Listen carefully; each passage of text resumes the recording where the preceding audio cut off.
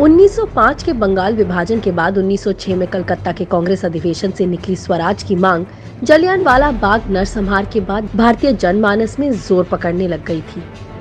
असहयोग आंदोलन ने स्वराज की इस मांग को मजबूती दी और पंडित नेहरू, सुभाष चंद्र बोस जैसे युवा क्रांतिकारी नेताओं के रूप में स्वराज को ताकत मिलने लगी।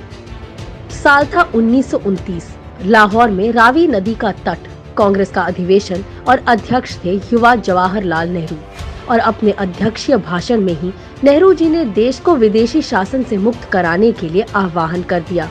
पंडित नेहरू ने पूर्ण स्वराज से कम पर कोई समझौता नहीं करने के अपने संकल्प को मजबूती देने के लिए आधी रात को रावी नदी के तट पर भारतीय स्वतंत्रता का प्रतीक तिरंगा झंडा फहरा दिया। लाहौर के इस अधिवेशन से 26 जनवरी 1930 को प्रथम स्वाधीनता दिवस के रूप में देश भर में तिरंगा झंडा फहराया जाने का संकल्प निकला। साथ ही गोल मेज सम्मेलन के बहिष्कार का निर्णय लेते हुए पूर्ण स्वराज को कांग्रेस ने अपना मुख्य लक्ष्य घोषित करके प्रस्ताव पारित कर दिया।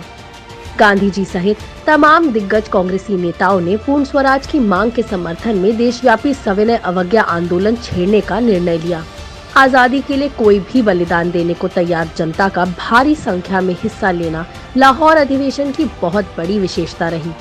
इससे उत्साहित पंडित नेहरू ने स्पष्ट शब्दों में कह दिया था, हमारा लक्ष्य सिर्फ स्वाधीनता प्राप्त करना है, हमारे लिए स्वाधीनता है पूर्ण स्वतंत्रता। 1929 के लाहौर कांग्रेस अधिवेशन में ली गई पूर्ण स्वराज की शपथ लगभग 17 साल बाद 15 अगस्त 1947 को पूरी हुई। लेकिन पूर्ण स्वराज की इस यात्रा में हमारे पूर्वजों ने अनगिनत बलिदान किए, अंग्रेजों के अत्याचार सहे।